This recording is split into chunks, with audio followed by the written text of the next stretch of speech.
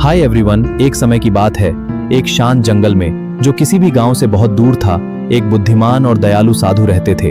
उन्होंने संसार का त्याग कर दिया था और एक छोटी सी गुफा में निवास करते थे। उनका जीवन ध्यान, तपस्या और जरूरतमंदों की सहायता करने में बीतता था। एक शाम जब वे अपनी गुफा के बाहर बैठे थे, तभी एक कौए की चोंच से एक छोटा सा चूहा गिरकर उनके पास आ पहुंचा। चूहा घायल था और डर के मारे कांप रहा था। वह किसी तरह अपनी जान बचाकर वहां पहुंचा था। साधु ने प्रेम से उसे उठाया, अपनी गुफा में ले गए और उसे कुछ अनाज खिलाया। उस दिन से चूहा उसी गुफा में रहने लगा। साधु प्रतिदिन उसे भोजन कराते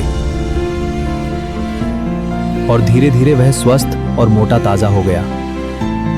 एक दिन जंगल की एक बिल्ली ने उस मोटे चूहे को देख लिया और उसका पीछा करने लगी।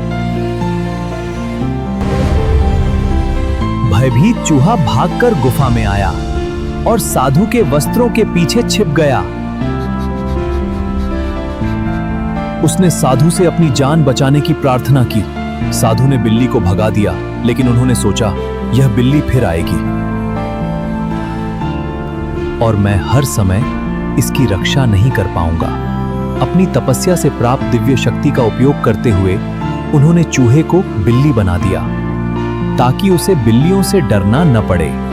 अब वह निडर होकर जंगल में घूमने लगा। कुछ समय तक सब ठीक चलता रहा, लेकिन एक दिन एक जंगली कुत्ते ने उस बिल्ली को देख लिया और उसका पीछा करने लगा।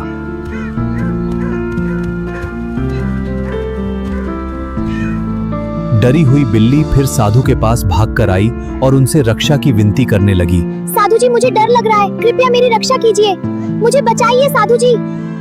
साधु ने दया करके उसे कुत्ता बना दिया। अब वह कुत्ते के रूप में जंगल में निडर होकर रहने लगा। लेकिन कुछ समय बाद एक भयंकर बाघ ने उसे देख लिया और उस पर हमला करने दौड़ा। डरा हुआ कुत्ता फिर गुफा में लौट आया। उसकी दशा देखकर साधु को दया आई और उन्होंने उसे एक शक्तिशाली बाघ में बदल दिया। अब वह बाघ पूरे जंगल का सबसे ताकतवर जीव बन गया। सभी जानवर उससे डरते थे और उसे देखते ही भाग जाते थे। लेकिन एक दिन जंगल में एक शिकारी आ गया। उसने बाघ पर बंदूक से गोली चला दी। गोली की तेज आवाज सुनकर बाघ घबरा गया और भागकर फिर साधु की गुफा में आ गया। गुरुदेव, मुझे बचा लीजिए, नहीं तो शिकारी मुझे मार डालेगा। साधु ने उस पर फिर दया की और अपने मंत्रों की शक्ति से उसे एक मनुष्य बना दिया। अब वह मनुष्य बनकर बहुत प्रसन्न रहने लगा। वह पास के गांव में जाकर रहने लगा और सामान्य लोगों की तरह जीवन बिताने लगा। समय बीता और उसने सोचा कि अब उसे विवाह करके परिवार बसाना चाहिए। लेकिन उसके मन में एक डर बार बार आने लगा। वह सोचने लगा, मैं पहले एक चूहा था, यह बात केवल साधु जानते हैं। यदि उन्होंने किसी को यह सच बता दिया तो लोग मेरा मजाक उड़ाएंगे और मेरा सम्मान समाप्त हो जाएगा। धीरे धीरे यह डर एक खतरनाक विचार में बदल गया। उसने सोचा, यदि मैं साधु को ही मार दूं तो मेरा रहस्य हमेशा के लिए छिप जाएगा। यह सोचकर वह हाथ में चाकू लेकर साधु की गुफा की ओर चल पड़ा। जैसे ही वह गुफा में पहुंचा, बुद्धिमान साधु उसकी नीयत समझ गए। उसके कुछ करने से पहले ही उन्होंने अपना मंत्र पढ़ा और उसे फिर से एक छोटे से चूहे में बदल दिया। चूहा डरकर चींची करता हुआ वहां से भाग गया और फिर कभी वापस नहीं आया। कहानी से शिक्षा, मॉरल ऑफ स्टोरी।